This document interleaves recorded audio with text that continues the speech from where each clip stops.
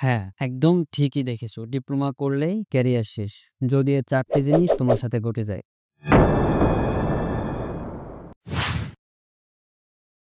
কারিগরি বোর্ডের খুব বড় একটা সমস্যা হলো কারিকুলামের অস্থিতিশীলতা।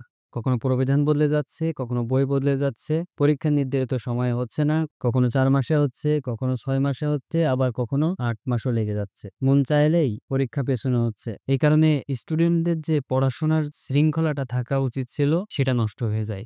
এছাড়া বারবার প্রবিধান চেঞ্জ করার ফলে নতুন বই আসার কারণে শিক্ষকরাও সেই বই সম্পর্কে জানতে বা সেই অনুযায়ী ক্লাস নিতেও হিমশিম খেয়ে যায়।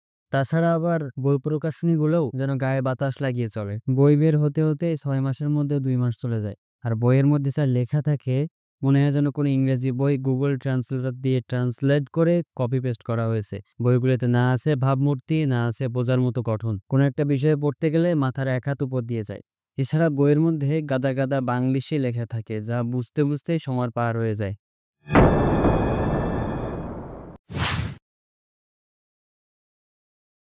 আমি কোনো নির্দিষ্ট শিক্ষা প্রতিষ্ঠানের কথা বলছি না। বর্তমান সময়ে বাংলাদেশের অনেক কারিগরি শিক্ষা প্রতিষ্ঠান আছে, যেগুলোর অনেকগুলোতেই যে কয়টা ডিপার্টমেন্ট আছে সেগুলোর জন্য পর্যাপ্ত টিচার নেই। শুধু বেসরকারি প্রতিষ্ঠান না, সরকারি প্রতিষ্ঠানগুলোতেও এখন দেখা যায়।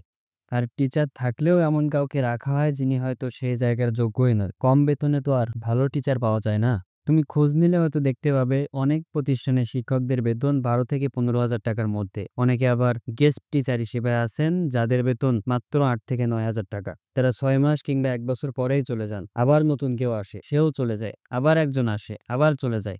এইভাবে যদি চলতে থাকে তাহলে নতুন টিচার যে একটা বই সম্পর্কে বুঝবে, সে বুঝতে বুঝতেই একটা ব্যাচ পরের সেমিস্টারে উঠে যায়। ফলে যে গ্যাপটা তৈরি হয়ে যায় এবং স্টুডেন্টদের যে দুর্বলতাটা থেকে যায়, সেটা কিন্তু কোনো প্রতিষ্ঠান স্বীকার করে না। তারা বলে, না আমার টিচার আছে, আমার স্টুডেন্টদের সমস্যা, তারা লেখাপড়া করে না।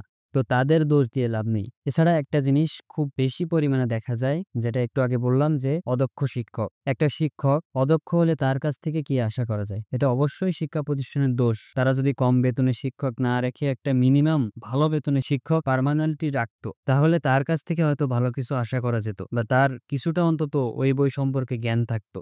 আমি কোনো শিক্ষককেই ছোট করে বলছি না, অবশ্যই তারা জ্ঞানী, কিন্তু যার যেখানে থাকা উচিত নয় তাকে যদি সেখানে রাখা হয়, তাহলে তার কাছ থেকে কতটুকু ব্যাকআপ পাওয়া যাবে? তোমার প্রতিষ্ঠানের কোনো শিক্ষকের যদি হাতে কলমের কোনো জ্ঞান না থাকে আর তুমি শিখতে এসেছো হাতে কলমে, তাহলে বলো তোমার কি হাতে কলমে শিক্ষাটা কি হয়ে গেল?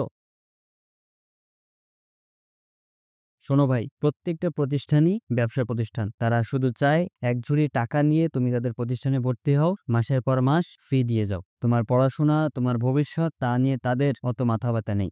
আর তুমি যদি ভুল করে এমন প্রতিষ্ঠানে ভর্তি হয়ে যাও, তাহলে আর কি, এটা হতে পারে তোমার ক্যারিয়ার নষ্ট হওয়ার একটি বড় কারণ।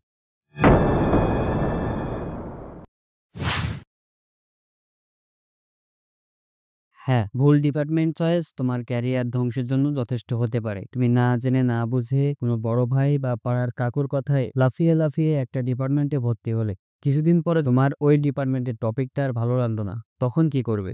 তুমি হয়তো জোশে পড়ে ভাবলে কম্পিউটার ডিপার্টমেন্টে পড়লে ভালো চাকরি করা যায়, ঘরে বসে কাজ করা যায়, ফ্রিল্যান্সিং করা যাবে, এটা করা যাবে, সেটা করা যাবে। তারপর কিছুদিন পরে যখন দেখবে যে পাইথন, জাভা এরকম প্রোগ্রামিং ল্যাঙ্গুয়েজ গুলো যখন আসতে থাকবে, তখন তোমার মনে হবে, হায় আল্লাহ, কি করলাম? এ তো অনেক কঠিন। কেন এই ডিপার্টমেন্টে ভর্তি হলাম? সিভিল তো অনেক ভালো ছিল। আমার ফ্রেন্ডরা তো গায়ে বাতাস লাগিয়ে বেড়াচ্ছে।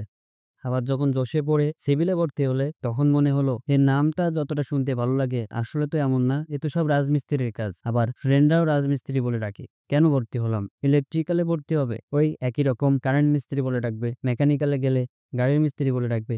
এসব শুনতে শুনতে মনটাই ভেঙে যাবে। তো তোমার উচিত যে ডিপার্টমেন্টে ভর্তি হও, সেই সম্পর্কে ভেবে চিন্তে দেখে শুনে তোমার ওই জিনিসের প্রতি কতটা আগ্রহ, তার উপর ভিত্তি করে তোমার ভর্তি হওয়া উচিত। না হলে তোমার ক্যারিয়ার ধ্বংসের জন্য এটাই যথেষ্ট।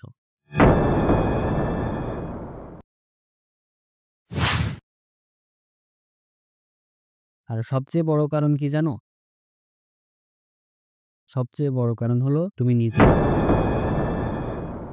তোমার ক্যারিয়ার ধ্বংসের জন্য তুমি নিজেই, বিশ্বাস করো, একদম যথেষ্ট তুমি। তুমি হয়তো কারিকুলাম নিয়ন্ত্রণ করতে পারবে না বা নিচে বইও প্রকাশ করতে পারবে না, কিন্তু ভুল প্রতিষ্ঠান আর ভুল সাবজেক্ট, এই দুটির ব্যাপারে দায়িত্ব তোমারই ছিল। তোমার খোঁজ নেওয়া উচিত ছিল। তুমি ভর্তি হওয়ার আগে খোঁজ নিতে পারতে বা পূর্ববর্তী শিক্ষার্থীদের মতামত জানতে পারতে। তুমি ইচ্ছা করলে এসব ভুল এড়াতে পারতে। আর তার চেয়ে বড় কারণ হলো তোমার গাফিলতি আর অলসতা। ব্রো, ইঞ্জিনিয়ার হতে চাইলে অনেক কিছু শিখতে হয়। একজন ডাক্তার হতে যতটা পড়া লাগে, ইঞ্জিনিয়ার হতে গেলেও মিনিমাম অতটা পড়া লাগে। তুমি যদি তোমার প্রতিষ্ঠান বা শিক্ষকের উপর ভরসা করে বা রেজাল্ট খারাপ করে তোমার ক্যারিয়ার নষ্ট করে তাদেরকে ব্লেম করো, তাতে তো কোনো লাভ হবে না।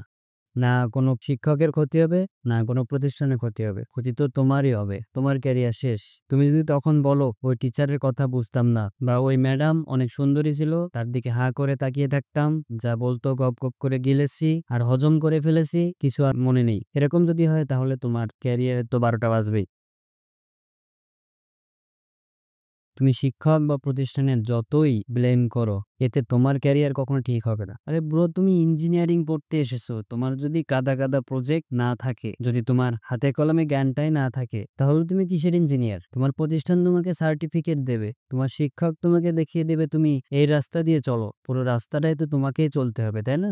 তুমি যদি শিক্ষকের উপর নির্ভর করে বসে থাকো, আমি হা করব, শিক্ষক আমাকে খাইয়ে দেবে, আমি পরীক্ষার খাতায় তুলে দেব, এই সার্টিফিকেট তো কোনো মূল্য নেই। যদি তোমার এমন মন মানসিকতা থেকে থাকে বা তোমার যদি অলসতা এত বেশি থেকে থাকে, বাবা-মার টাকা নষ্ট করে নাও, টাকাগুলো অন্য কাজে লাগাও। তোমার সময়ও নষ্ট হবে না, ক্যারিয়ার অন্য কাজে লাগাতে পারবে। ৪ বছর অন্তত ডিপ্লোমা করে বলতে পারবে না যে ডিপ্লোমা করে কিছু হয় না। তুমি নিজে ফাঁকিবাজি করবে আর ব্লেম করবে ডিপ্লোমা করে কিছু হয় না। তাতে কি তোমার কোনো লাভ হবে? বরং তুমিই পস্তাবে। আজকের ভিডিও টপিক ছিল ডিপ্লোমা করলেই ক্যারিয়ার খতম। তো মনে হয় মোটামুটি বলে ফেলেছি। সো আজকের ভিডিও এখানেই খতম। যদি ভিডিও ভালো লাগে বা ইনফরমেটিভ মনে হয় তাহলে ভিডিওটি লাইক করো, চ্যানেলটিকে অবশ্যই সাবস্ক্রাইব করো। আর যদি চাও যে কারিকুলামের অস্থিতিশীলতা বা বইয়ের সমস্যাগুলো কাটিয়ে কিভাবে নিজেকে রিসেট করা যায় এই বিষয়ে বিস্তারিত একটা ভিডিও, তাহলে কমেন্ট করে জানিও। কথা হবে পরবর্তী কোনো ভিডিওতে।